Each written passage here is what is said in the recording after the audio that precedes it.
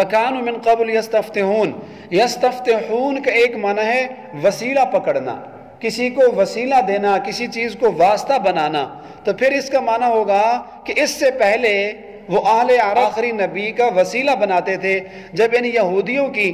مشرکین مکہ کے ساتھ اہل عرب کے ساتھ جنگ ہوتی اور یوں کہتے اللہم انصرنا علیہم بالنبی آخر الزمان، اے اللہ ہمیں مشرکین پر فتح دے اپنے آخری نبی کے وسیلے سے۔ ابھی حضور دنیا میں تشریف نہیں لائے تھے، انہوں نے اپنی کتابوں میں پڑھا ہوا تھا ایک آخری نبی آئے گا جو اللہ کا لاڈلا ہوگا، اللہ کا پیارا نبی ہوگا۔ تو یہ لوگ جب کافروں سے جنگ لڑتے تو یہودی حضور علیہ السلام کا وسیلہ دیتے تھے اور اللہ کو کہتے تھے کہ یا اللہ اپنے آخری نبی کی حرمت کے صدقے ہمیں ان پر فتح دے،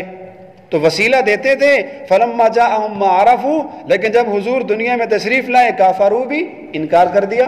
تو دوسرا مطلب یہ لکھا ہے کہ آپ کے آنے سے پہلے جب یہ لوگ جنگیں کرتے تھے تو جنگوں میں اللہ کی ذات سے حضور علیہ السلام کا وسیلہ دیتے اور کہتے یا اللہ اپنے آخری نبی کے صدقے ہمیں تو ان پر فتح دے۔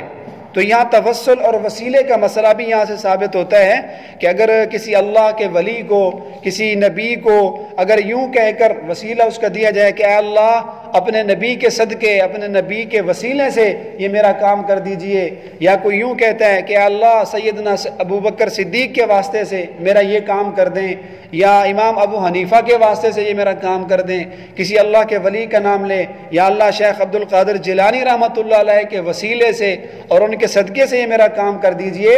تو اگر اس وسیلہ کرنے والے کی نیت یہ ہے کہ یہ جس کا میں نام لے رہا ہوں یہ مختار کل نہیں ہے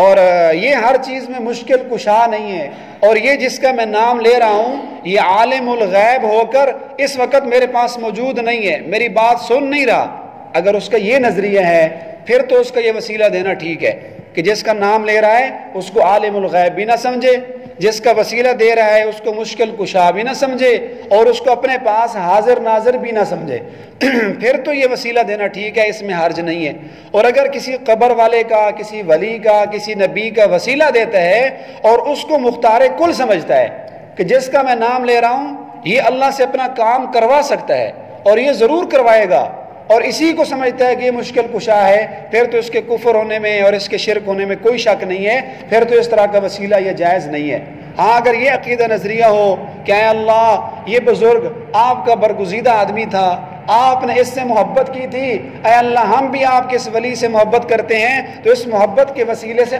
آپ میرا کام کر دیجئے، تو اس طرح کا وسیلہ دینے میں کوئی حرج نہیں ہے، اور یہاں بھی آیت میں اسی طرح کا وسیلہ ثابت ہوتا ہے۔